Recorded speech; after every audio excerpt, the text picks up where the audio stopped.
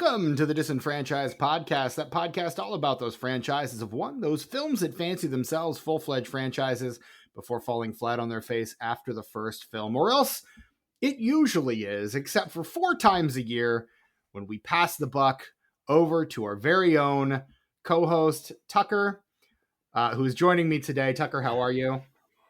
Hello, Stephen. I'm doing well. Thank you for asking. And as if I haven't already been talking to you for 2 hours, how are you, Stephen? I'm doing all right, man. Better after having purged my "What are we watching" list, so that I can restart it again.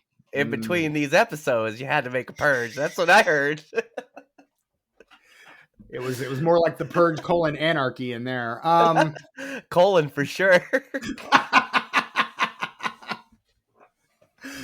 And I know what you're thinking, but Steven straight ups are on the 5th Thursday of a month, and this is the first Thursday of a month. What the fuck are you doing? Well, listener, life found a way, as life tends to do, and not to let us skip one of his treasured months of the year.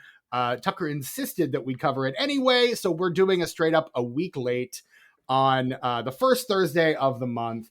Tucker, what selection and basically just for those of you who are wondering why a podcast about failed franchise starters is covering this movie in particular, basically we just let Tucker go off the reservation 4 times a year and just talk about whatever movie he wants, because he edits the podcast and he demanded it. And so Stephen, you make it sound so simple and slightly evil, but the true reason that straight up exists is because you and Brett are, in the grand scheme of things, are new friends to me, and I have a lot of things to show my friends. Right. I have a lot of things that my friends need to see to understand who I am as a person. Right.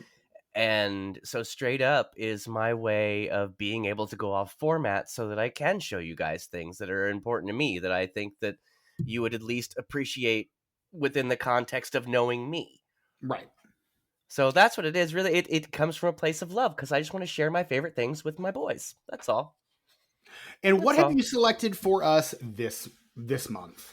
This month, we, in honor of the late, great Val Kilmer, we will be watching straight up the Salton Sea. The Salton Sea from 2002, directed by DJ Caruso. More to say on him momentarily. Okay. Written by Tony Gayton. Yes, I have thoughts on DJ Caruso, if you believe it. I can't believe it. Written by Tony Gayton, and starring the late great Val Kilmer, Vincent D'Onofrio, Adam Goldberg, Luis Guzman, Doug Hutchison, Anthony LaPaglia, Glenn Plummer, Peter Sarsgaard, Deborah Kara Unger, Chandra West, B.D. Wong, Arlie Ermy, Shirley Knight, Danny Trejo. Meatloaf is in this fucking movie as Michael Lee Aday. What a cast.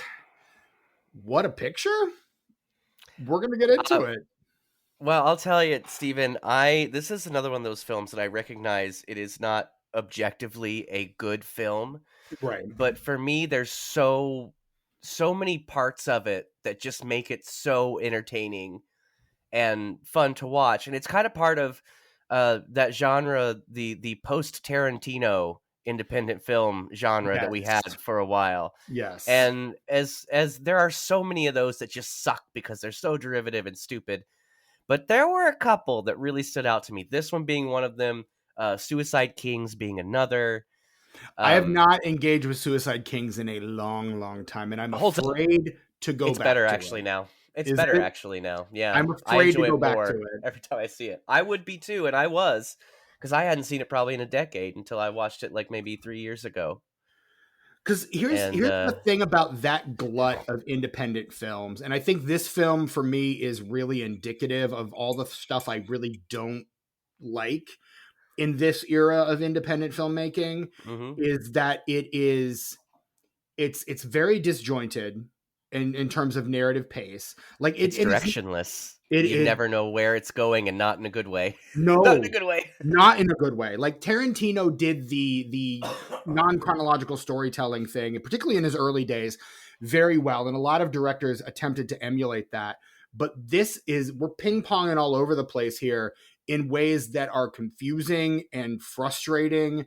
We don't need the heist. We don't need the heist at all. Take the No, heist out. We do not need that. it The only thing is it does is slows the movie down. That's all it it does. it stops the movie dead in its tracks. We do this like 20-minute heist plot, and Which then is silly and fun. It just so does not need to be there. if that was the movie, I would like this 20 times more. Really? If the heist was the movie. I love Okay, heist yeah, I movies. mean, it's fun. Yeah, it's fun little. And Adam Goldberg just like ranting the whole time. It's fantastic. It's so good. Like if this was a movie about Adam Goldberg pulling off, like leading a bunch of tweakers on a heist, I would get that would be a movie I would like to see. But and then the other part of it is it exists like simply for the cinematographer just to show off. And so we've got these long shots that are beautiful to look at, but like just again, slow the movie to a crawl so we can have like a big like 5-minute long like pan of like or a montage of Val Kilmer looking off into the middle distance. And I'm just like, I don't fucking need this. The only reason that scene exists is so that you can see Val Kilmer see his neighbor with her boyfriend at the bar and see him be mean to her. That's the only reason that scene exists, like within the context of the ongoing story of the film, right? That we're supposed to be paying attention to. Which, I mean, there are other ways to do that. Yeah. Narratively yes, speaking, there are other ways to do that. So again, this movie kind of embodies so many things I really don't like about this era of filmmaking. And so like but then again, it's got an unbelievably amazing cast. A lot of them in before all character actors. Yes. I love, I eat that shit up with a spoon. I love that shit. And so like watching these guys just go off was fun for me. Like I had fun when like characters were doing shit, but then you just get these like scenes of driving through the desert or the trees along the highway or Val Kilmer sitting by the ocean that just stop the movie dead in its tracks so we can just show off these pretty shots. I don't fucking need this. This is dumb. And then the narrative is again, it's ping pongy. It's all over the place. It's ridiculous. Like do not care for, not my thing. I completely and totally understand, but I think I can recognize all the faults of this film, but the things that it does get right, the things that shine in this are just so strong for me. Vincent D'Onofrio's performance in this movie is just completely unhinged. I think I haven't seen him the reason to watch this movie. I think I don't know if it's his best performance, but really it's fucking commits, dude. He commits. It's Vincent D'Onofrio. He always fucking commits. That's I know. The thing about Vincent D'Onofrio. Well, I think everybody. He's like a very intense man. Who would probably be like really sweet if you met him in real life, but like if you caught him on the wrong day, he would just like be very intense, and you'd just be like, I am terrified of you, Vincent D'Onofrio. So I watched this movie a couple days ago, but I also watched it a few weeks ago as well, which is kind of what sparked me being like, hey, we should do this, since Val Kilmer died. Right. And I was in the middle of watching the new Daredevil show. So to see him as Wilson Fisk and then to watch this movie, it's just such a complete fucking gear shift. Like, I mean, two characters of equal brutality, but very different in terms of the execution. Very different. Yes. This is DJ Caruso's first film. DJ Caruso started as a protege of John Badham, who is a British director who directed the 1970 1970s Frank Langella Dracula film that we covered in like the first year of this podcast. Yeah, it's like first 10 episodes. And I have seen two other DJ Caruso films before this, and I don't know that I'm really keen to see too many others. I had seen his follow-up film, Taking Lives. With Angelina Jolie. Yeah, that was all right. I remember liking it when I saw it, but I saw it right after it came out, and I was very dumb at that point. So it's probably not good. And then I saw the movie Eagle Eye, which apparently part of it takes place in Indiana. That's not 56th Street, Steven. No, oh It's God, not 56th Street. you think I don't know that, Tucker? That is fucking Toronto. At least. That is Toronto, fucking Canada. And they're like, it's Indianapolis. I'm like, bullshit, that's No, Indianapolis. it's really not. Sir, I know Tell me from Indianapolis, and you are not Indianapolis. Tell me you've never been to a place without telling me you've never been to a place. That's 100% what it is. 100. And now he's gotten into, like, he directed the latest entry in the Triple X franchise, The Return of Xander Cage. Which I like all three of those movies. I love that the first one is Vin Diesel, and then he thought he was too good for the second one, and Ice Cube kills it in the second one, and so they're just both in the third one. It's brilliant. I love those movies. They are fantastic. They are, I mean, action set piece after action set piece, just ridiculous, completely balls to the wall action, and it's all fantastic. That is a very Fast and Furious kind of thing where Vin Diesel shows up for the first one, doesn't bother with the second one, so they bring in new characters, shows up in a later entry, and then they just start bringing everybody back. Like, that is 100% Vin Diesel's MO, which I love.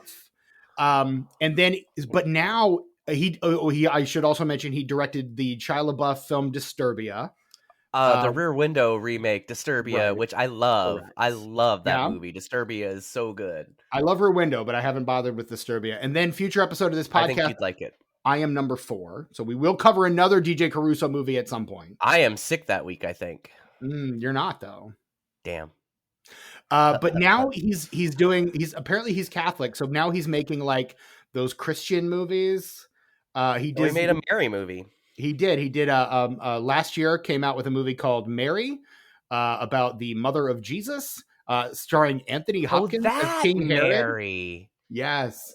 Well, there's a few of them in the New Testament, Tucker. I don't know if you know this. It was a very common name in Hebrew. This is the one that when I find myself in times of trouble, this is who appears to me.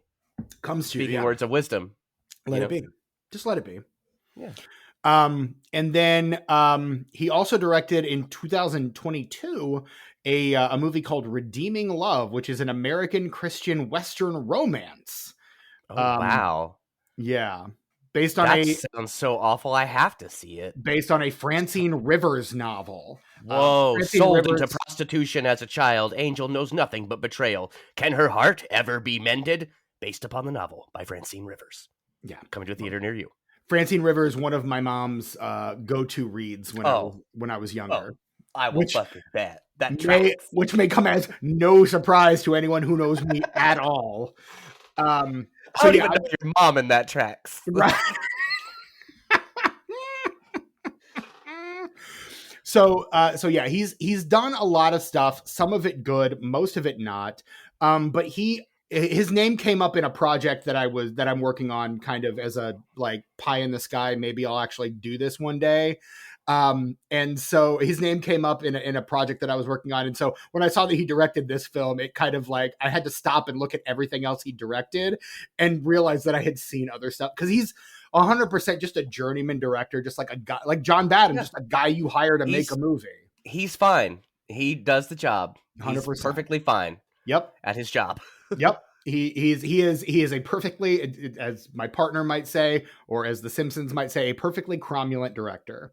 So, I mean, but again, yeah, like just seeing that this was hit, like, again, it was wild that I'm working on this side project and then his name happens to come up and it kind of floored me. I'm not going to lie. Yes.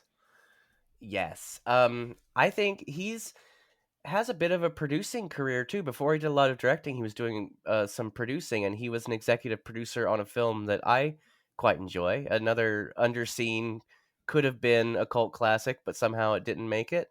Nick of Time, starring Johnny Depp. It is second unit director on that, I believe. Yeah, that is a real time movie. It is 90 minutes, and 90 minutes in the film go by, and it's very interesting the way that they do that. It's Johnny Depp and his daughter at a bus station, or not bus station, train station, some kind of Grand Central Station, and some dudes kidnap her for some reason, and he has to get her back, and he has 90 minutes to do it. You know who directed that movie, Tucker? I feel like I do, and I'm going to be really mad when I can't No, tell you and you tell me. it's a name that we've mentioned already in this episode. It is DJ Caruso's mentor, There you John go. Badham. Yeah, It's that's a all John coming Badham together, movie. dude. It's all Yep. coming together. Did he do Drop Zone too?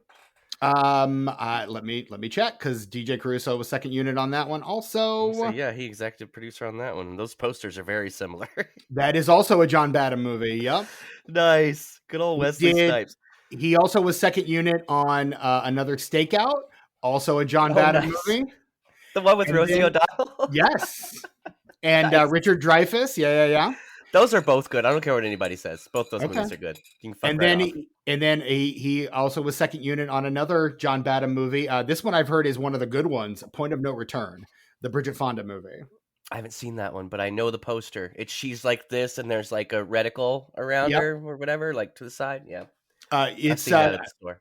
I mean, I have you have a reason to dislike it, so you may or may not want to see it, because one of the writers on that is one of your least favorite people, Luc Besson. So, oh yeah, you're very much fuck that guy on Luc Besson. So I just hate being disappointed in people, and that I read some things about him that was very disappointing. Oh, I mean, there's a lot of people out there who are disappointing in the same way he is disappointing, including several people we have talked about on this podcast. I have to keep reminding myself that humans suck, even me. Yeah. So we were just for the listener at home, just for some a little behind the scenes inside baseball.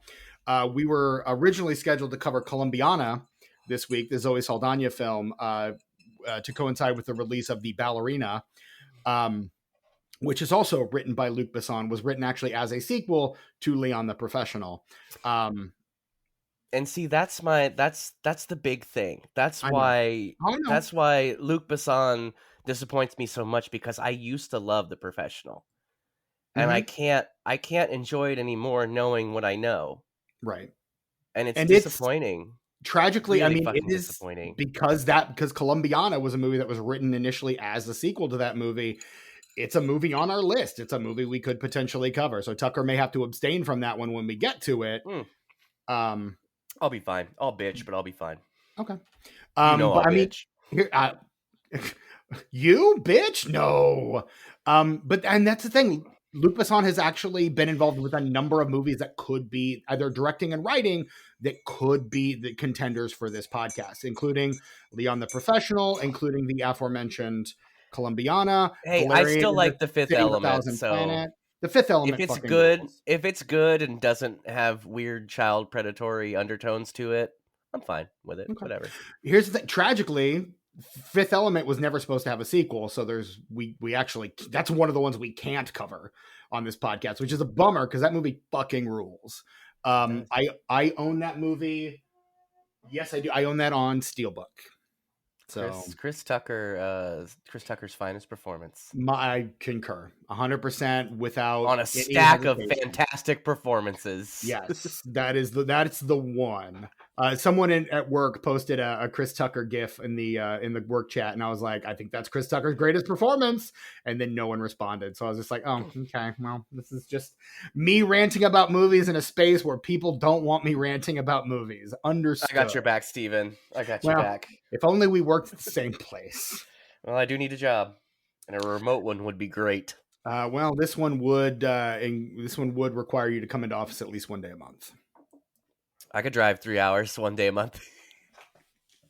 All right. Well, look, I'll send you a link to the next time we're hiring. Holler at your boy. Yeah. Do you get some kind of kickback for that? I would, as long as you stay for 3 months. Yeah, I would. I'm a stayer. I know you are. How do you feel about call center work? You okay with call center work?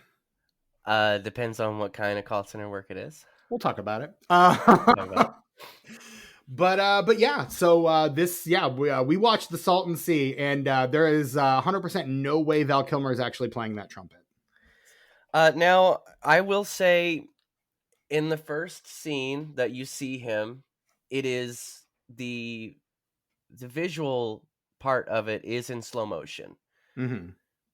I did notice in the flashbacks where they were at the beach and he was playing, Mm-hmm. even though he's not doing the right fingerings, he's at least playing with the notes. Okay. Nobody taught Val Kilmer how to play the trumpet, and I'll tell you why. Because he completely misses this fingering.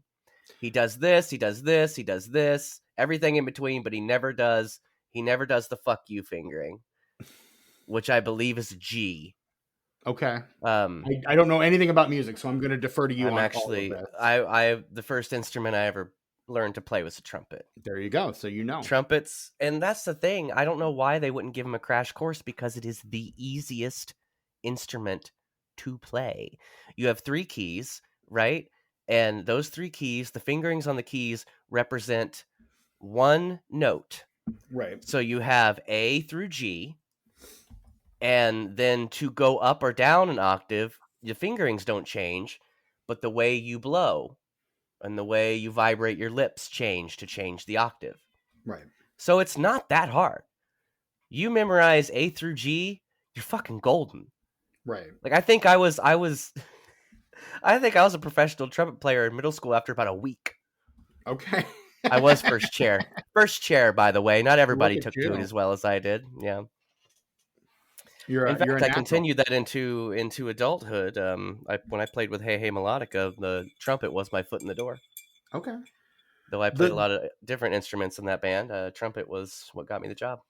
I will say the opening scene of this movie where he's playing the trumpet in the burning apartment with the money like on Oh, it looks fire. fantastic. It's gorgeous, but it Oh reminds me man. very much of the last scene of The Conversation where Gene Hackman is like sitting on a floor of the apartment that he is completely stripped of Mm-hmm. everything to try to find the wire, just playing his like in a paranoid, like delusional paranoid state, just playing his saxophone. Like Yep. very much like definitely reminded me of that scene. And I was like, well, this is interesting. Like visually dynamic, like obviously he's not playing that trumpet, but like very evocative, I thought of that Something final scene. something I really like about the first scene of this movie is it plays into the trope of that's me, but I wasn't always like this. And then Right. you go back and I bet you you're see wondering how how we I get got here. here. Yeah. Yes, I think it works really well in this movie because it's visually interesting. It's a dude sitting there playing the trumpet, talking about not knowing who he is. Is he this guy or that guy? Mm-hmm. And then you get to go on that journey. And then when you get there, you're like, okay, there's a lot of bullshit in there, but this all makes sense now, It And it then reminds me. Go go ahead. ahead. No, you go ahead. Fine. It reminds me. Speaking of like independent films of this era, it reminds me of the opening of The Usual Suspects, directed by He Who Oh, Must Not Be yes. Named. Like Yes. of that opening Written where by you Christopher see McQuarrie. correct, who We can is say now his name, yeah, as we can far as say we his know. name. I mean, I've already said a name of a very like gross person who is in this cast. But we can talk about him later or not. Doesn't matter. But like Yep. the way that scene is like set up, where you see all the pieces laid out, and then as the movie progresses, you see how all those chips fall. Like that's kind of I think something that again this era of filmmaking was real because again nonlinear storytelling, that post Tarantino glut of independent films, that's kind of the thing, right? So you start the movie in media res and then you go back and we're still doing that. I mean, that's not exclusively a Tarantino thing either. That's been done since the 40s and 50s. That was a big film noir thing. So it's very Yeah. much used in neo noir films. Yes. There's a lot of noir touches in this film too. That's the thing is that this movie it knows what it does well and it knows what it doesn't do well. And I think most of the time it leans into the things that it does well and unfortunately neglects some of the things it doesn't do well that actually needs to be there. You could put a little more attention to certain elements. Now, I will say, based on what I've read, this script was not something that Tony Gayton ever expected to be produced. It was just kind of a writing sample to kind of Yeah, get his like an foot in the door. exercise. Yeah. Yeah, and then someone bought it, and he was like, "Wait, really?" Which I Mm. think explains a lot. Honestly, that explains a I think lot about the disjointed nature of this script. this would work really well as a novel. I'd love to read this as a novel, actually. I think it works better as a novel than it would as a film. And I think the right director could potentially adapt that novel in fun and interesting ways. But as a film script, it's messy. Yes, that is the problem with this movie, is that it's messy. There's a lot of things in this movie that work. There are a lot of there's not a bad performance in the entire movie for my money. That is right. And that again, that's the thing that kept me from just hating this movie outright, is that the performances were really, including the late great Mr. Kilmer, who we will, I'm sure, talk about a lot more later Oh, on. yes. But Yes. like, the performances are solid, and every 5 minutes I'm going, oh, that guy. Oh, that guy. Like, this movie is just a murderer's row of character actors, particularly from this era. Some of them getting ready to hit, some of them already well established. Like, very well cast, this movie. But you've got a lot of really fantastic parts. All of the parts of this movie work for me. It's just, I don't think anybody could figure out how to make it all work together. This movie is not as good as the sum of its parts. Exactly. Everything in this movie is good, but this movie is not good. No. It needed and maybe that's the fault of the script. Maybe that's the fault of the editing. I don't changes know. gears so many times. And not in a good way. Like, a gear shift movie Not is always. fun. Like, you're working, like a gear shift movie, you're working under the assumption that this movie is one thing, and then all of a sudden there's a hard shift and the movie becomes something else. This movie does that 3 or 4 times. Yeah. There are too many flashbacks at weird moments that don't make sense narratively within the structure of the film. We take this weird, we've mentioned it already, the weird heist sidebar that adds nothing. Nothing. Like, why is it there? Nothing. It's there so Adam Goldberg can do some shit. Yes, I'm into it. We've got all these, and you mentioned this on the What Are We Watching, but I feel like it bears repeating here. This is that era where if you're making an independent film and you don't have Adam Goldberg, you are what are you doing with your life? Like, you are neglecting a contractual obligation, because Adam Goldberg is contractually obligated to be in every movie. At this point, let me show you Adam Goldberg's run up to the Salton Sea, because this man has just an incredibly wild run. He's in the Billy Crystal film Mr. Saturday Night in 1992.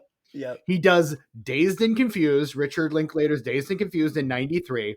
Pauly Shore's Son-in-Law in 1993. Yes. John Singleton's Higher Learning in 1995. Yes. Like, he just is in that movie, yes. Wild swings back and forth. He has a very small uncredited role in Before Sunrise as Man Sleeping on Train, the, again, Linklater film. Linklater loves him, yeah. Oh, yeah. He was in Waking Life as well. Independent filmmaking. Richard Linklater, like, is kind of one of the weird, like, kind of one of the guys in independent film in the 90s who's not doing the Tarantino thing, is Linklater. And he's doing he's doing his own thing. He's getting attention for doing that, but not enough attention because he's not following the Tarantino vein, if that makes sense. Well, and that's why you have the people who were copying these people, but then you have the Mount Rushmore, which at that time was Quentin Tarantino, Robert Rodriguez, Kevin Smith, and Richard Linklater. That was your Mount Rushmore of independent film in those days. Those are the people who were setting the trends. Exactly. And then you get Wes Anderson kind of creeping his way up. Yeah. Through there Bottle as rocket. well. Woo. 1995, he's in the horror film The Prophecy. Yep. Sure was. He does some TV stuff. He's one of the voices in Homeward Bound 2, Lost in San Francisco in 1996. He's a really great in his 3-episode run on Friends in 1996 as well. He's got as Chandler's roommate. That's my sister. Some other bizarre stuff here.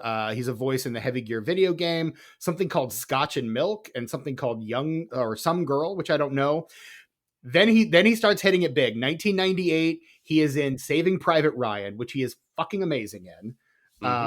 He's the guy holding up the little Star of David, all the Nazis they kidnap, going Juden, Juden, Juden, which is so fucking good. Yes. 98, he's also in Babe Pig in the City as the voice of Fleelick. In 99, he is in Ed TV. The Matthew McConaughey, Rob Reiner film about the horrors of reality television. It came out too close to Truman Show, and Truman Show's better. They should have given it some breathing room because they're both great. Absolutely. They're both great movies. Absolutely. It's just Truman Show's better. Right. And yeah, that's the problem. It's kind of one of those. This is the most famous example, but it's not the only example. But it's an Armageddon Deep Impact situation where you An get Ants Bugs Life situation. Ants, Bugs Life, Despicable Me, Megamind. Like you've got all these examples of this shit happening historically, and those are just the ones within our lifetime. Yeah. In 2000, he does Sunset Strip, which is not a movie I know. He's in Waking Life. Yes. If that's not on the straight up list, let's make sure that gets on there at some point. I will make sure we get it added before another Linklater movie. We'll get that added before the end of the episode. All Over the Guy in 2001 as well. Fast Sofa in 2001. According to Spencer. And then a movie I saw in theaters, A Beautiful Mind, Academy Award-winning film, A Beautiful Mind in 2001. Ron Howard's A Beautiful Mind. Ron Howard's A Beautiful Mind. Ronnie Howard. Ron Howard is A Beautiful Mind. Wait, and then wait, if I could stop you for just a second. Ron Howard plays himself in the studio as well, and it's very opposite of what you would think, and it's fucking brilliant. How does it compare to him playing himself in? He's such an asshole. He's the worst person.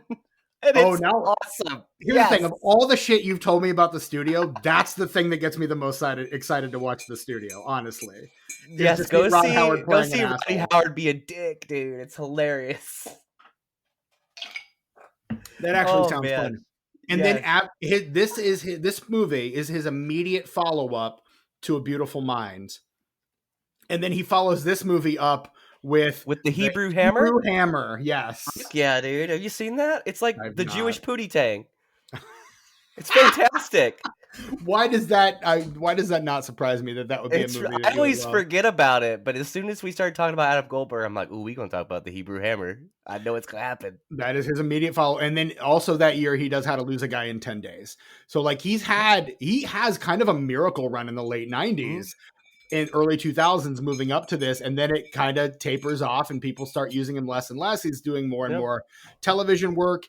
Though I will just want to shout out past episode of this podcast that he appeared in, Stay Alive. That was the one we covered, he was right? Yep. Yeah, we covered that one. The video game. Ari came on for that one. That's right. Yeah. Well, of course. Who else? Who else would come on for that movie? Touche. We can't do mid-2000s horror without Ari. It just doesn't work.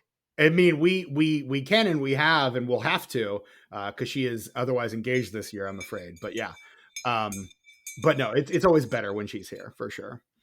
But yeah, so I mean Goldberg and so again, this feels like and he is kind of perfect in his role. His role is just largely perfunctory.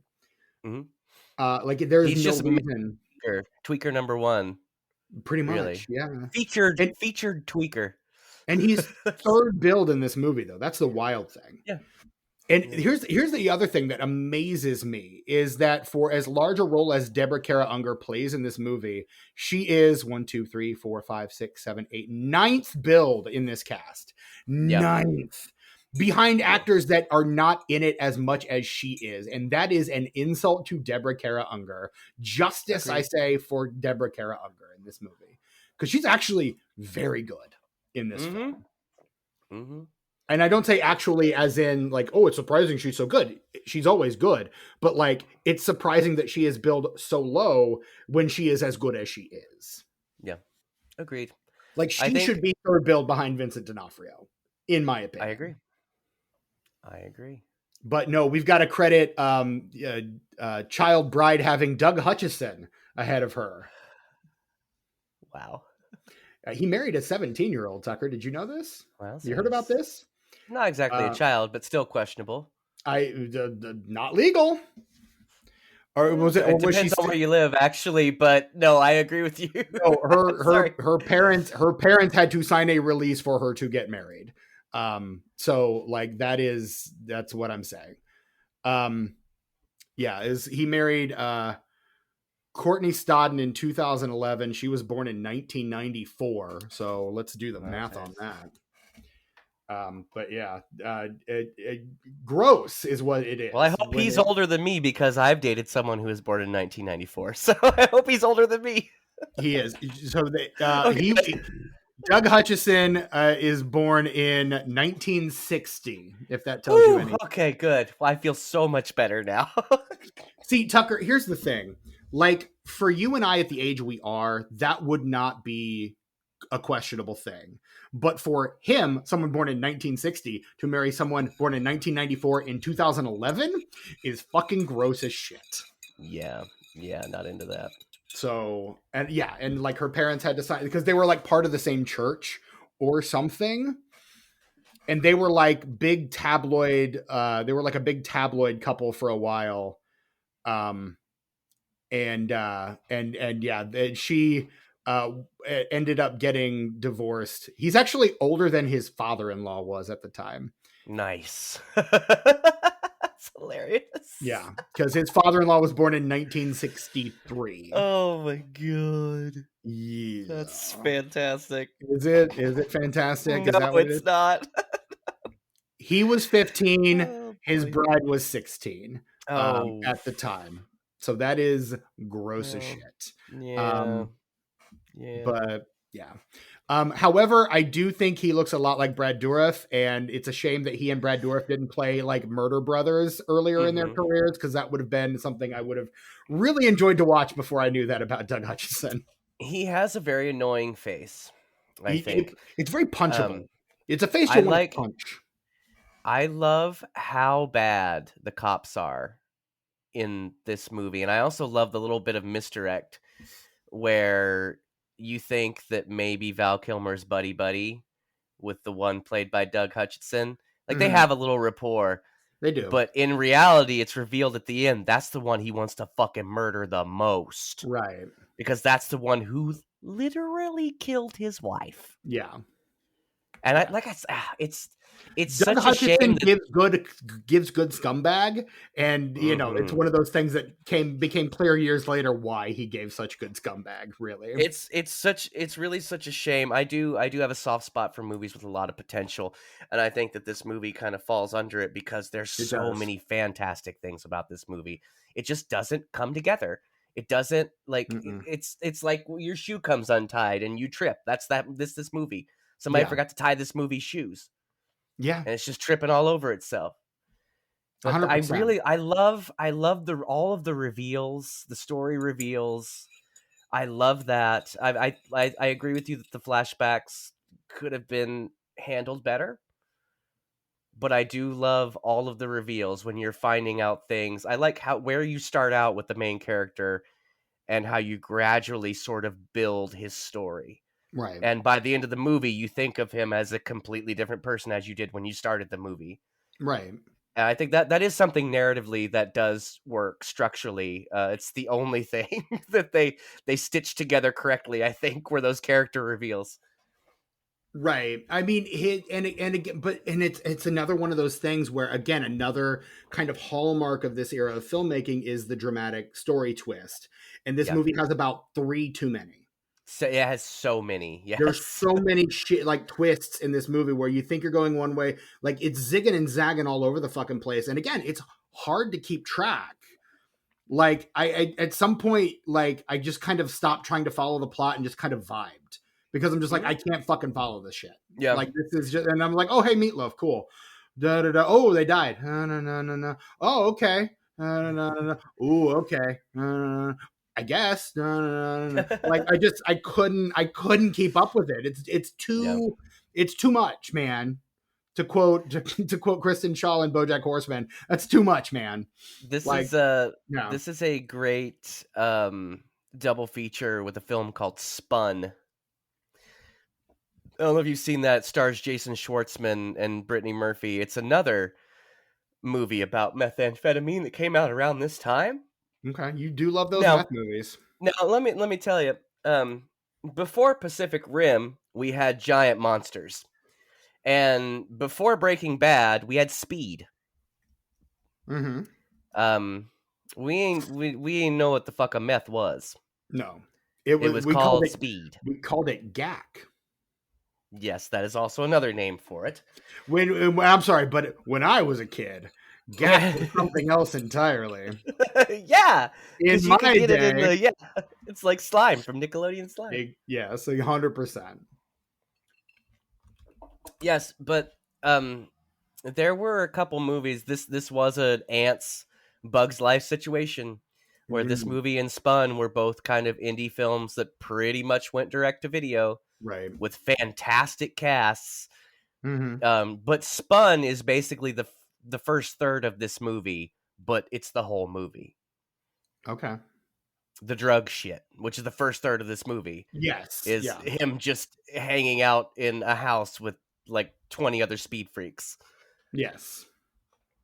But Spun is sort of like the first third of this movie meets Requiem for a Dream light. Yeah. Like, it's not quite as horrible and depressing as Requiem for a Dream, but it's almost there. It's not trying to but yeah, and you're right. It doesn't quite get there, and I'm glad for that. Honestly, I think the movie's too incoherent to be Requiem for a Dream. Like Yeah. that movie is very laser focused in that very Darren Aronofsky way, where it's Yes. like, hey, life is shitty, you're shitty, everything's shitty, this is shit, eat shit. Basically, is what that movie is. Yes. But again, that very kind of pessimistic Darren Aronofsky kind of thing that But he I was does talking so about well. Spun. That's what I Right. was talking about. Spun, Oh, which whoa, I whoa, wouldn't whoa, mind whoa. putting that on the list either, because I haven't seen. I don't know if that one holds up. Well, I just put Waking Life on for April 2027. April 2035. That's how far out we are with these fucking straight ups, because Tucker keeps going, oh, hey, here's a movie you could put on there. And then, but then here's the fun thing is we end up juggling all this shit because like it doesn't, like we've got to like My whims reconfigure and change. exactly My what the whims be win. changing. We have rescheduled 6 Degrees of Separation at least 3 times. Daddy and them, same. Also, Daddy and them probably 4 or 5 at this point. Like, but right now, 6 Degrees of Separation is scheduled for January 2026. Daddy and them for April 2026. So, Golly, boy, those got pushed back. We were about to do yeah. those like right now. 6 Degrees of Separation would have been this episode had Val Kilmer not Yeah. passed away and you not Oh, watched that movie. I do love that movie though. I know. But next up is Brigsby Bear. That'll be July. Oh fuck! I'm so happy. Finally. And we have a guest for that episode. So who is it? it's our friend Noah East. He's coming on for Brigsby Bear? He's coming on for Brigsby Bear. Huh. Okay. He requested It's a straight up? It's straight up. Sorry, I'm glad you didn't hear that. That was the most violent sneeze ever in the history of violent sneezes. Kind of wish I had heard it now, honestly. Oh, I might have another one. Oh. My window's open too. Oh. Okay, I think I'm good. My sneezes are pretty violent. Like my sneezes are more like primal screams. Now, the thing is I only let loose when I can.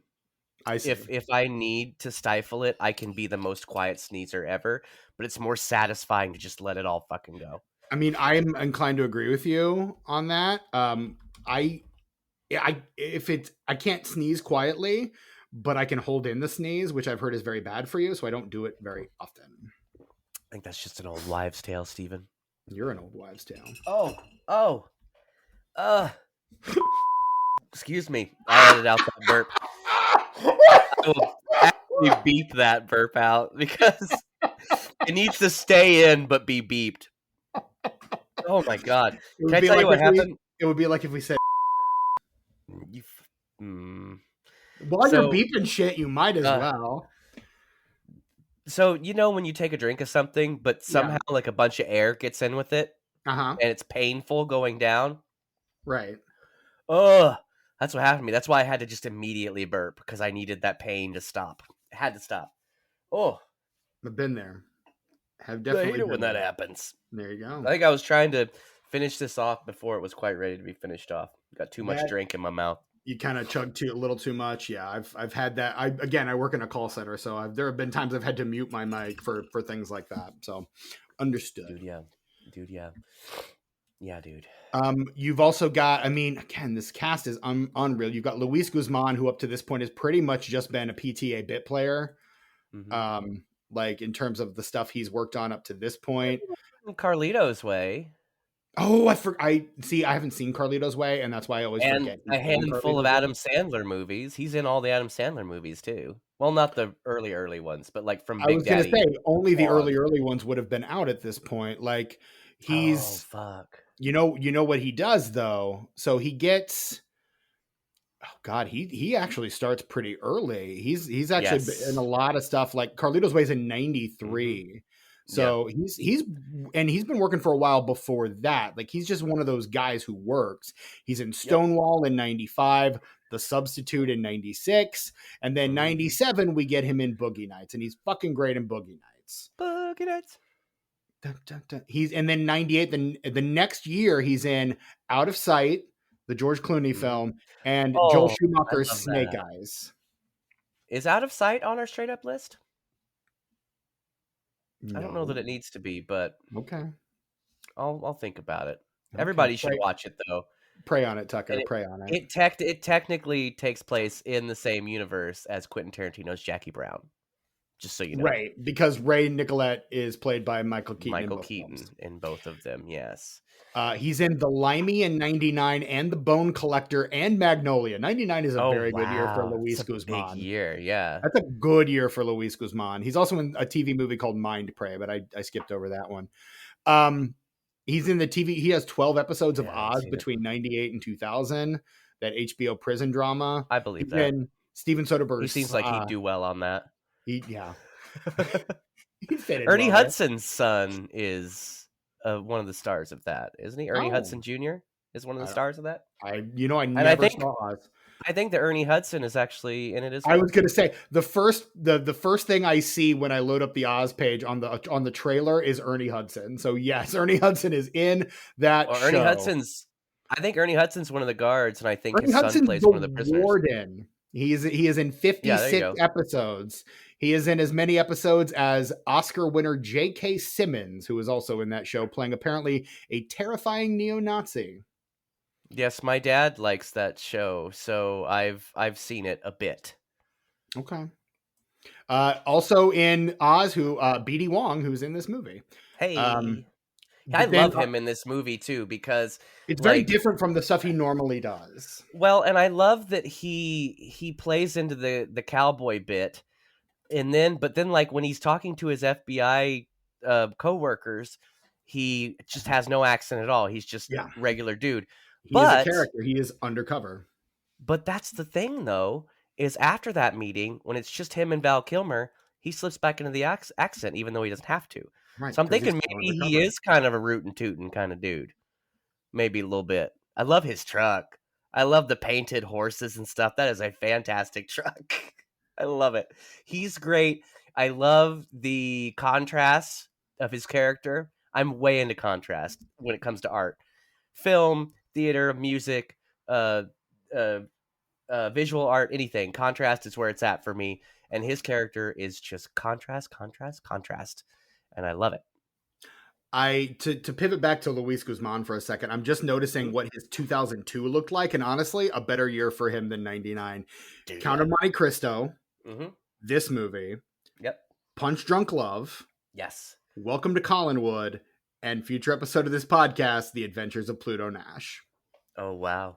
Like he's in everything from independent films to big budget films to critically acclaimed films to big flops. Like that's living the dream right there as an actor, though. And he's getting a fucking paycheck for all of it. Like, good on you, Luis Guzman. We love you. But that's living the dream. At least for me, as a creative person, I like to do as many different things as I can. And if I were an actor in film and television, I would want to be very much like that. I'd want to do like a Marvel movie and then like the smallest, most dramatic independent film I could find, and then I'd want to do a comedy. I just want to go all over the place and do all the things.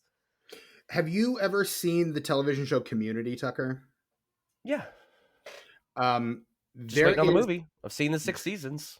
Where's the movie? There's one of my favorite bits in Community is all through season 3. I think it starts in season 2, but they're talking about how the community college is the alma mater of Luis Guzman.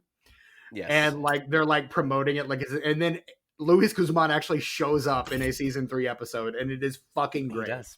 It's Yes, he so does. And yes, fucking it good. is. Indeed. Love Luis Guzman. I'm always, regardless of what he's playing or how long he's in a movie, I'm always happy to see Luis Guzman show up. Always happy to see that man show up. For sure. All right, let's talk about the two biggies here. Oh, I'm sorry. Go ahead. Wait, I did want to say one more thing about Luis Guzman. Please. Let us sing his praises.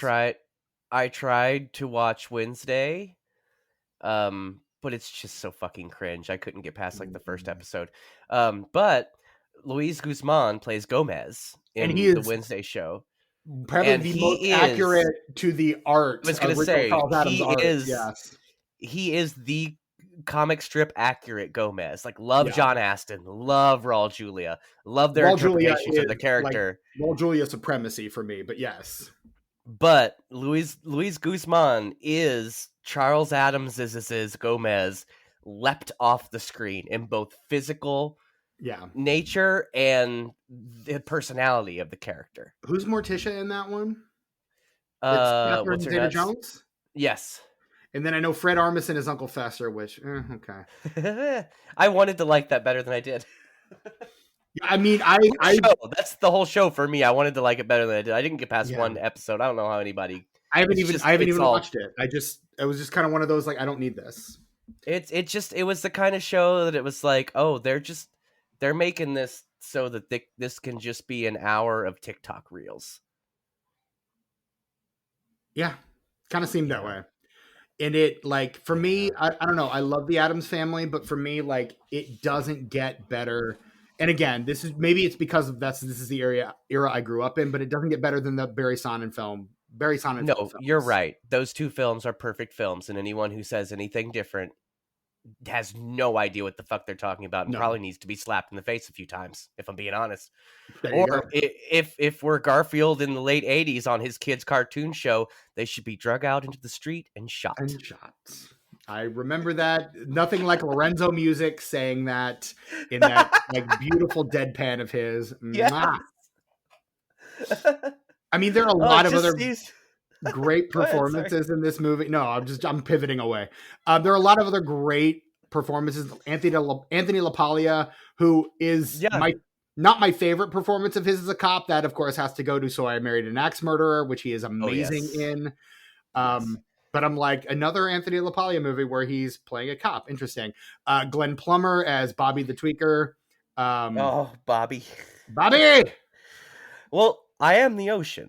You have to excuse me. I am the ocean. You have to excuse me. I am the ocean. Peter Sarsgaard, like a pre-fame, pre-Gyllenhaal. Peter Sarsgaard is just, I mean, again, young Peter Sarsgaard, just really making a meal out of Jimmy the Tweaker. That's the unexpected heart of this movie, and that's what really, even though it doesn't come together as a whole, like emotionally, this movie at all. This movie resolves for me just because of their relationship. I love the whole scene where he admits to him that everything is a lie, and Jimmy's just like, "That's fine." Like, I still got you, dude. Like, their relationship is so wholesome. I love it. So it's like one of my favorite bromances in film history is those two motherfuckers for sure. All right. But let's talk about, I mean, and then you got a lot of great actors in small roles. Arlie Ermey as Val Kilmer's father-in-law, Shirley Wright as his mother-in-law, Meatloaf as one of the drug dealers in the deal gone wrong at the beginning, or I guess in the end, but it's like chronologically the first thing in the movie, or the third thing in the movie. I don't know. Fuck, whatever. Fuck it, whatever. I'm tweaking on caffeine right now. I've had a French press and two Coke Zeros, so I'm buzzing right now. I'm having a good time. As you're flying now, are you gonna reorganize your sock drawer a couple times? No, we can do better. We can those two girls with the sock drawer, man. I love those girls. Like, something's just. We can do better. It starts taking them out. They're going to redo the sock drawer. I love that. I think I'm going to plan a heist at a hospital. I think is where I'm going next. As sad as it is, there's something sweet and wholesome about relationships fueled by drugs.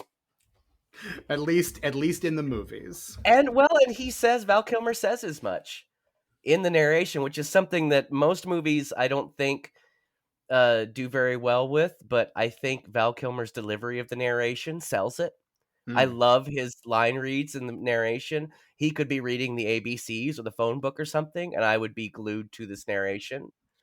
Let's keep going on Val Kilmer because he's ostensibly the reason we're discussing this film today. R.I.P. Just passed away as of the day of this recording 2 months ago. But we absolutely fucking love. What is your touch tone? What is your definitive Val Kilmer role? Like, what's the thing you quote unquote know him from? Well, I'd say the first thing that put him on my radar because of my age Mm-hmm. is Batman Forever. Right. Now that is in no way the role that comes to mind or my favorite role of his Right. at all, but that is probably my first experience with him. And that actually, I liked him as Bruce Wayne in that He's a movie. great He's a Bruce Wayne. fantastic Bruce Wayne. Unbelievable Bruce I Wayne. love his interactions with Nicole Kidman. I love their scenes. Like they both know exactly what they're doing, and they Mm-hmm. just play with each other the whole time, like cats with a dead mouse. Both of them just batting each other back and forth, and I love it. 100%. 100%. Um, but then I started seeing him in things like The Saint, and we going back. Of course, I started getting into film when I was in my teenage years. So of course, I saw some of the stuff he had done before, like Real Genius, stuff like that. Um, but then I really, he kind of lost his star power there for a while. Which, if you watch the documentary that's on Hulu that he made, Mm. um, you will understand why he did get a little full of himself there for a while. I was But going to say luckily he for was categorized as quote difficult to work with, and we can chart his run like up to this point well, because his run is like he has a meteoric rise very quickly. if I may just finish my point here, and then I By wouldn't all mind means. doing that at all, is that I love a good redemption arc. And Val Kilmer is a good redemption arc because he was a dick. Yeah. He was full of himself. He had an Uh-huh. ego. He thought his shit didn't stink, but he lost jobs because of that. He lost popularity because of that. He lost Got top billing humbled. because of that, Mm. and he learned from it. Which Like is from what you good. hear from anybody who knew him, and from the documentary and people who knew him like his whole life, two completely fucking different people. Yeah. And I really appreciate someone who not only recognizes that they need to change, but that follows the fuck through with it and becomes a Right. better person. Like I really applaud that It because would I've be had to do that a easy. few times in my life because I haven't always been the cool, rad, cool, nice, wholesome, cool guy. I've had to Cool, change rad, some cool, things nice, about awesome, myself, cool guy. and it's not. It's very easy to tell other people that they suck, but it's a lot more difficult to look in the mirror and say you suck and we need to change. All right. Fix It's not this. easy, Yeah. not fucking easy. No. No, it's not. I mean, it's and I mean, that's really good to hear that he did learn from because it would be so easy for someone in that position to be like, well, the industry turned on me, fuck them, Mhm. I'm still great. Like, and you see that I think far more frequently. So that is very nice to hear. And I kind of got that vibe off of him, particularly in some of the. I mean, and when he starts showing up in like 2005 in Kiss Kiss Bang Bang, you're like, okay, like this is really good. I want to see him start plugging into other stuff. And then he starts showing up in just weird shit like Mhm. the love future episode of this podcast, The Love Guru. He shows up as the voice of Kit in the late 2000s Knight Rider series. Well, Um didn't they change it to Will Arnett though, or was it Will Arnett originally and they changed it to Val Kilmer? that I don't know. Let me take a look There was cuz a whole thing. um he did it. I mean, I would imagine they probably would have started with him and pivoted to Will Arnett. Fuck it. I did not want to open the ad. Damn it. The ad just Oops, popped up in stupid front of the ads, fucking IMDb bullshit. dummies, bunch of Let friggin' me dummies. hang on. Damn it. Hanging Let me on. just fuck. Gotta. Let me just fuck. Well, Steven, you should have gotten that taken care of before you came here. Will you just let me fuck? Damn it. Okay, so I don't think Will Arnett is in this show at all. What the fuck am I thinking of then? I have no idea, but Val Kilmer is the voice of Kit, uncredited as the voice of Kit in 18 episodes of the series, which ran a total of 18 episodes. So he is for the entirety of that. Val Kilmer is the voice of Kit. He does. He's in MacGruber as the villain in that movie. Future episode of this podcast. Kill the Irishman. He's in the Francis Ford Coppola film Twixt. Like he shows up and does the work, and not as a big name, but as a recognizable face. I would say for me, the first thing I saw him in probably would have been Willow, but the first thing that made me go, "Oh, that's Val Kilmer," would have been Batman for sure. Will Arnett was originally cast to voice Kit in the 2008-2009 Knight Rider series and movie. However, he was replaced by Val Kilmer due to a conflict of interest with General Motors, as Arnett was the voice of GMC trucks and Ford was heavily involved with the Knight Rider project. That explains that. Mystery solved. And that's why he wasn't on the cast list, because he had been replaced. Yep. Val Kilmer's first credit ever is in 1984's Top Secret. Like, he starts in a starring role, which is amazing. And then he follows that up with Real Genius. Follows that up with Real Genius. Great movie. After that, the year after, this is 3 years in a row. 84, Top Secret. 85, Real Genius. 86, Top Gun. 87, he does a TV movie. 88 is Willow. 89, Kill Me Again, and takes a couple years off, does The Doors in 91. Yes, the role he was born to play. So good in The Doors. The reason that Val Kilmer was placed on this earth was to play Jim Morrison in The Doors. 92, he does something called Thunderheart, which I'm not familiar with. 93, small role. I stayed in the hotel. I stayed in the Thunderheart Hotel. Remember, I told you about that. You've mentioned this. That's right. It has since been closed down and demolished, but that's a good movie, and it's one of the few films that acknowledges Val Kilmer's Native American heritage. 93, the trifecta: True Romance, The Real McCoy, and Tombstone. He's your Huckleberry. 95, it's Wings of Courage, Batman Forever, and for my money, the best Val Kilmer performance, Heat. Michael Mann's Heat. He is fucking amazing in that movie. If I had to make a top 5 list of my favorite Val Kilmer performances, that would be number 1 with a bullet. So fucking good in that. And then 96, masterclass in so many things, including how to reload a gun. Yeah, yes, it is. In fact, they use that in police training for how to reload a gun. 96 perfect. Is where we start to see Val Kilmer as difficult. The Island of Dr. Moreau, John Frankenheimer's, formerly Richard Stanley's Island of Dr. Moreau. Check out the documentary on that. It's really good. Very good. I think it deifies Richard Stanley a bit too much, particularly given what we know about the man now. But he also in 96 does Dead Girl, and a movie I remember really enjoying, The Ghost in the Darkness. 97, the first Val Kilmer movie. Michael Douglas? Was it Michael Douglas? Michael Douglas, yep. There you go, yeah. 97, the first Val Kilmer movie I saw in theaters, past episode of this podcast, The Saint. Yeah, dude. 98, I saw it at the theater too. Your favorite animated film of all time, Prince of Egypt. That's not my favorite animated film of all time, but I really do like Prince of Egypt. I like it a lot. And then 99, this is Val Kilmer's not really a star anymore. He does At First Sight and Joe the King. He does in 2000 Pollock and Red Planet, which that's another one of those like that and Mission to Mars both come out at right around the same time. And then John Carpenter's Ghosts of Mars comes out the following year. So you've got this like Mars run that we're doing for some reason. You got 3 movies that just suck. All about Mars. Yeah, they're all about Mars.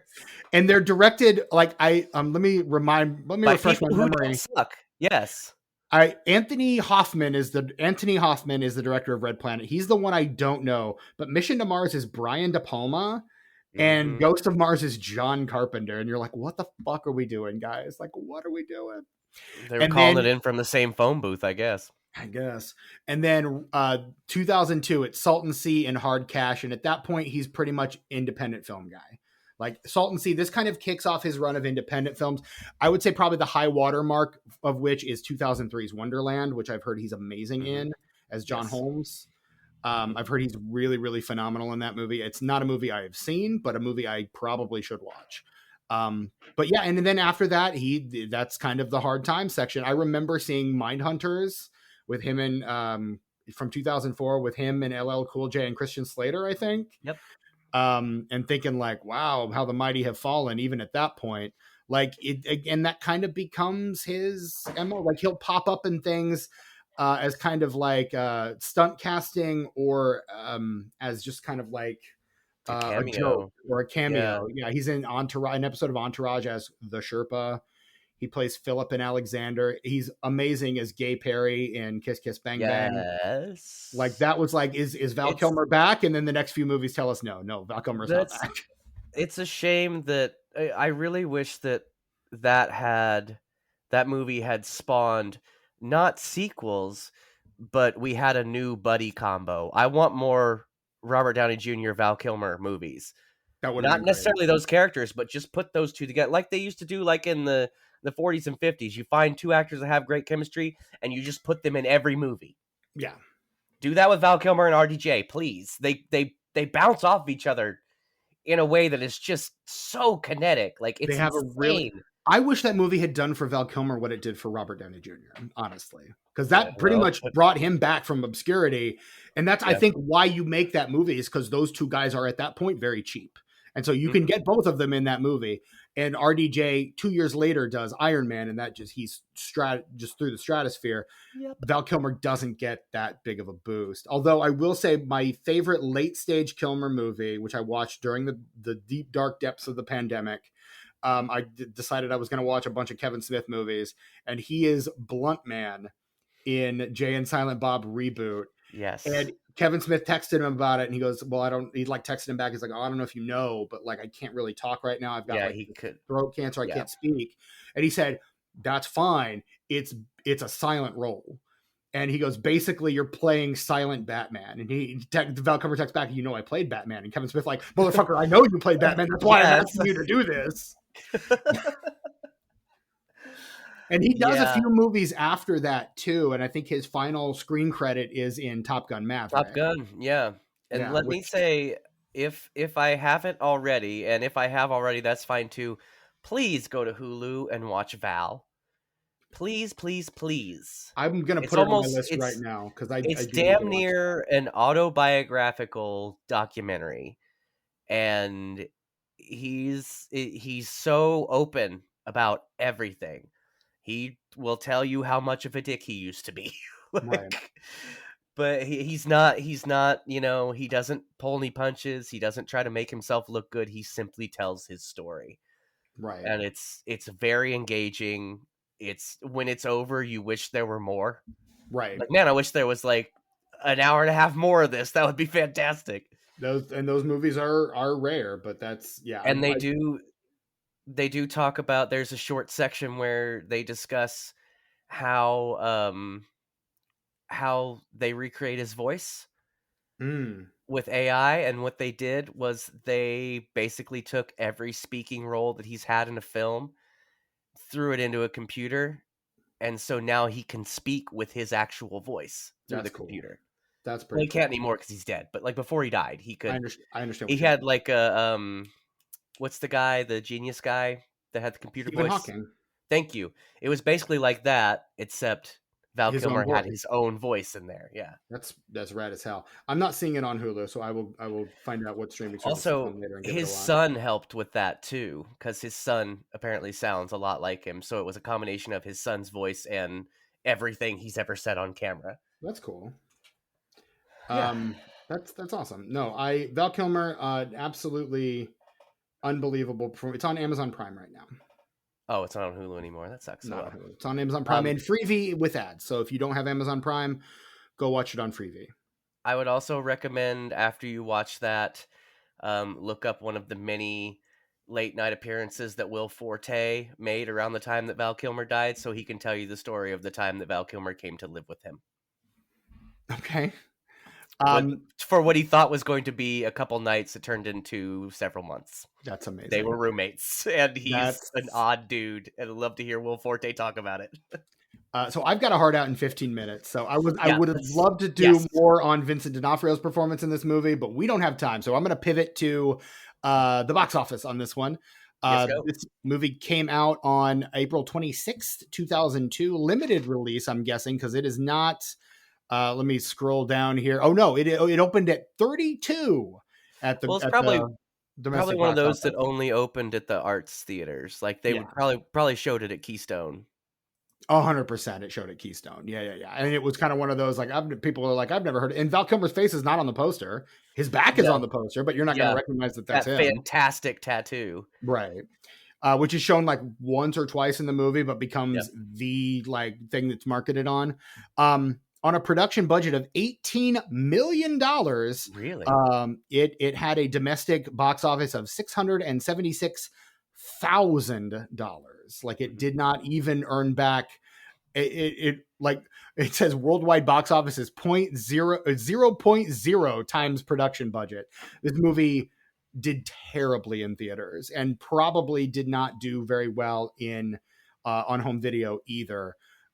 Opening at number 1 this week is The Scorpion King, which is in its second week of release. It's holding steady at number 1, starting the Rock supremacy. In second place, Changing Lanes. I like that one. Sam Jackson and Ben Affleck. I was going to say that's the Ben Affleck movie, right? Yeah, that's an intense movie. Yeah. In third place, also opening this week, one of the biggest, what do we call it, fan films of all time, Jason X, opening at number 3. There's a 4K of that Arrow just put out that I'd really like to get. There are really only 2 Friday the 13th movies I like. And it's probably sacrilege just because it's Jason X and the remake. That's 2 more than I like, honestly. I'm not a big Friday the 13th fan. I genuinely enjoy those. Here's the thing. No, I like the one everyone else hates. I like 7, The New Blood. That's the one fine. I like. 7's fine. Most people is that Roy? No, that's Carrie. Jason, it's Roy. Oh, it's the psychic girl that moves in next door. Yeah. And Tommy Jarvis is like old. Something. Yeah, that's the one I like. That one. Yeah. That's the one I like. Most fans of the series will say it's the worst one. It's the only one I like. If you ask me, the first one's probably the worst one. Oh. Come at me in the comments. Let's go. Let's go. In third place, Murder by Numbers, which I think is another retelling of the Lerner and Loeb murders. I think this is an Ashley Judd, Sam Jackson kind of joint. No, that's a Sandy Bullock, Ryan Gosling. Same thing. Is it? No. But that's one of the like that and Hitchcock's Rope and the film Compulsion are all kind of Lerner and Loeb, like those the murders that they pulled off. Fifth, also new this week, Life or Something Like It. I'm guessing that feels like, let me see who's in that. That's an Angelina Jolie, Ed Burns movie. God, I cannot be less interested in that movie. Yeah. And then rounding out the top 10, you've got The Rookie at number 6, Ice Age at number 7, the first one, David Fincher's Panic Room at number 8, High Crimes at number 9, and in 10th place, The Sweetest Thing. And then in 11th place, Jonathan Frakes' Clock Stoppers, future episode of this podcast. Oh, cool. Yeah. The tomatometer score on this one is a 63%. Critics' consensus, a slick Tarantino-inspired movie that is not for everyone. Hey, that's true. That's, again, very indicative of our conversation up to this point.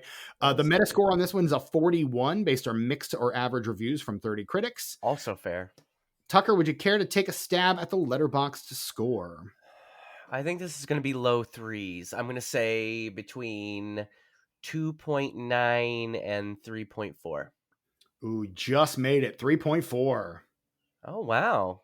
That's just surprising. Made it. Yeah, he's back, baby. So, Tucker, what are you giving this movie out of a possible 5 stars? So, as I said during this episode, I do recognize the faults of this film. But damn it, if I just enjoy myself so much watching this movie This is a 4 stars Hmm. for me. And I want to say before you give your rating, Steven, I think you were the perfect person to have a conversation with about this movie because we are the opposite. Like, you didn't like it, but you recognize the good things about it, and I Right. love it, but I Right. recognize that it's shitty. Yeah. Yeah. Exactly. So we met Um, right in the middle. Is perfect. and here's the thing. I think the good and the bad kind of balance themselves out. So I won't say I hated this movie, but it is indicative of everything I don't like about this era of filmmaking. But I will acknowledge the performances kind of save it for me to the extent that it can be saved. So I ended up giving this one a 2.5. That's So, fair. so that averages our scores out to about a 3.25, Yeah. which feels right to Yeah. me, honestly. Like, Agreed. this is not a great movie. I don't even know if I would recommend this movie to anyone. But because again, it's just, unless you just like this type of movie, in which case fucking go off. But yeah, this is like the critics consensus on Rotten Tomatoes said, not for everyone. And it's me. I'm everyone. Well, and Not I for me. really I tend to I really enjoy the movies of that era that were obviously they got made because Tarantino movies were hitting. And Correct. I love the ones that stand out because I love the movies that took that as a jumping off point to do their own thing, as an excuse to do their own thing. And Mhm. this is one of those movies for me. You can definitely tell this would not have been made if Pulp Fiction didn't exist. It would not Right. exist. And I mentioned again Suicide Kings, and there's a couple others that really stand out that I really appreciate from that subgenre of Tarantino alikes, Right. if you will. And I guess for me, the thing that helps those movies, the ones that hit, stand out, is a deft artistic hand behind the camera. And I don't think, just to kind of go back to the conversation that kind of started this episode, I don't think that's DJ Caruso. Like, he's not a deft art. He's a journeyman. So, He's yeah, he's a cromulent director. He shows up, he does the job, he gets the job done, and probably is one of those guys who can get the film done on time and under budget. And that's why you hire him. But a movie like this needs someone with a more artistic eye, someone who's yeah, not just a competent filmmaker. It mhm, needs someone who is an artist who can figure out how to craft this story in a way that is engaging and interesting, which I makes agree. which means that this film is not going to hit as hard as something like a Requiem for a Dream. Yeah. Or any of those other films that kind of followed in the wake of Tarantino and gave guys like Darren Aronofsky and all those guys their shots. And Um, revitalized Christopher Walken's career as well, because he's in oh about yeah, 9 out of 10 of those. Because Ira, you are the man. he kept this hunk of metal up his own ass. Yeah, Oh, fucking great. We love you, Chris Walken. Come on the podcast. yes, That is it for our episode. well, that would be a That is get, wouldn't it? right, wouldn't it? That is our episode on the Salton Sea. That is the end of straight up number 7. This has been the Disenfranchised Podcast. You can find us on Bluesky, YouTube, and Letterboxd at disenfranchised. You can also shoot us an email, disenfranchised@gmail.com. Follow the official conversation of the Disenfranchised Podcast for free at patreon.com/disenfranchised, or for just $5 a month, get access to a lot of other material. We actually, just before this, recorded What Are We Watching? So you can hear me drone on for an hour about movies I watched and comics I read, and then Tucker drone on for a little less than that. One of the rare instances where I have more to say on a What Are We Watching than Tucker does. And season just started, so my That's schedule's a true. little crazy. It is. You got a lot of work going on, and me, I'm just trying to stay sane in the midst of all my insanity. So, yep. Dude, yeah. So yeah, head on over there, patreon.com/disenfranchised. And leave us a 5-star rating and review, please. And thank you if you like what you hear. And again, rating is great. We love it when you rate us, but please leave us a review. That actually also helps go a long way to promoting the podcast. And we would surely appreciate that as well. Apple Podcasts, Spotify, really wherever you get your podcasts. We sure do appreciate that. Thank you. I am your host, Stephen Foxworthy. You can find me on Letterboxd and Bluesky, and that's it, at Chewy Walrus. You can find our absent co-host, Brett Wright, who is, I believe, on a speedbender right now. You can find him only on Letterboxd at sus_warlock, but I don't think he updates that all that often, but that's where he is right now. Tucker, where can we find you these days? Well, before I say where you can find me on social media, I'd also like to point out that Steven and I are involved in another podcast I that's always just forget to started promote out. this. Yes. Steven and our past guest, Hope, has a new last name. What's her new last name? Stough. Past and future guest Hope Stough. Yes. There you go. Yes, past and future guest, Hope Stough and Steven talk about the life and art of Orson Welles. And I'm your friendly producer, Tukey. Editor. Yeah. Yes.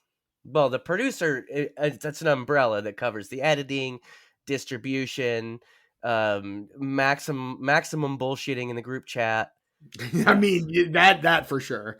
Boy, And I Hope and I mean, had an evening the other night. We made a whole evening of it. It was I'm fantastic. at rehearsal and I come back to like 70 fucking texts in that thread. Well, and I had the thing I had to tell you, which was the show notes, I had to text that directly to you because I knew it was going to get lost in all of that. It Because did. initially that's what it was. Steven, I need show notes. And Hope's like, "Dur, dur, dur," and I'm like, "Dur, dur, dur," and we just go back and Yeah. forth for like Here's 3 the hours. thing. Hope and I are already world class bullshitters, and then you add Tucker to the mix, and it's Oh God. insanity. Like Jeez Louise. that is the most insane group chat that I am a part of, and I That's am a part of that's a somebody's few. nightmare. That's somebody's nightmare. I don't know whose, but that's somebody's nightmare right there. The three of us just Right. talking. Oh my god. Yeah, we're gonna have you on for an episode, several episodes at various points, and Yeah. those episodes for a certain subset of people are going to be interminable. Yay. Because here's the thing: Hope and I are probably interminable to a lot of people.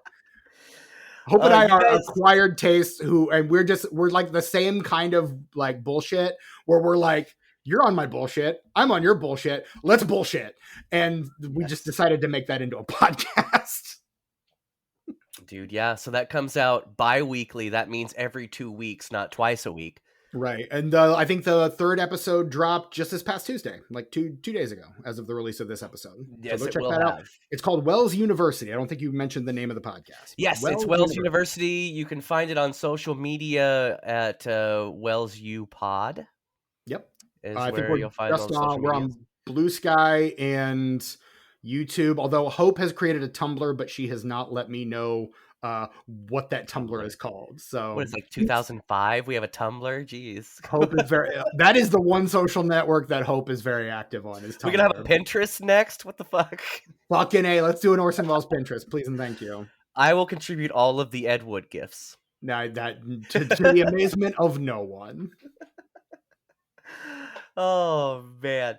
Anyway, yeah, you can find me on Instagram and YouTube at ice909. That's ICENINE, the number 0 and the number 9.